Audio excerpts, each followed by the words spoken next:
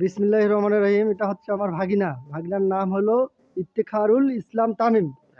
সে নওগাঁ সাপাহারে থাকে, তার বাড়ি নীলফামারী সদরেই। আর তার আব্বার চাকরির সুবাদে সে নওগাঁতে থাকে। তার আব্বা হচ্ছে পরিবার পরিকল্পনা অফিসার, উপজেলা পরিবার পরিকল্পনা অফিসার, সাপাহার, নওগাঁ। তো সে আমাদের বাড়িতে আসছে আজকে ডিসেম্বরের হচ্ছে 18 তারিখ। 18 তারিখ আমরা একটা আমের রিভিউ করব, সেটা হচ্ছে আমার এই কাটিমন আম। হ্যাঁ, এই আমের গাছটাতে 6টা আম ছিল, 6টার ভিতর বর্তমানে একটা আছে। তো আমার ভাগিরা যেহেতু আসছে, তো এটাতে আমরা রিভিউ করব আজকে, আসলে এটা টেস্ট কীরকম। হ্যাঁ, তো আমরা এখন এটা টেস্ট রিভিউ করব নাকি ভাগিনা, যাওয়া যায় এবার?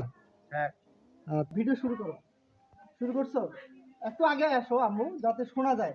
যাই হোক, এটা আমরা আমটা এখন কালেক্ট করতেছি। এটা হচ্ছে কাটিমন আম, একদম গাছ পাকা আম দর্শক। যদিও পুরোপুরি পাকে নাই, তবু আমরা রিভিউ করব আর কি। তা আমরা এখন আমটা কাটি। আমরা এখন আমটা কাটলাম। এই যে আমের অবস্থা, হ্যাঁ পাকে না, এটা গাছ পাকা আম একদম, কিন্তু একদম গাছ পাকা আম। এই যে আমের অবস্থা, গাছ পাকা আম। এটা আমার আমের গাছ। এটা হচ্ছে, এটার বয়স 2.5 বছর। তো আমরা এখন এটা রিভিউ করি,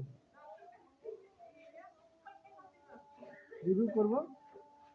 আচ্ছা ভাগিনাটা খেয়ে দেখো তো কীরকম, আসলে বলবা খেয়ে। হ্যাঁ, মিষ্টি আছে। যেহেতু সিজন না, আর কাটিমন তো আনসিজনই হয়, তো আমিও একটু দেখি। অফ সিজন হিসাবে আমটা খুব সুন্দর আসলে।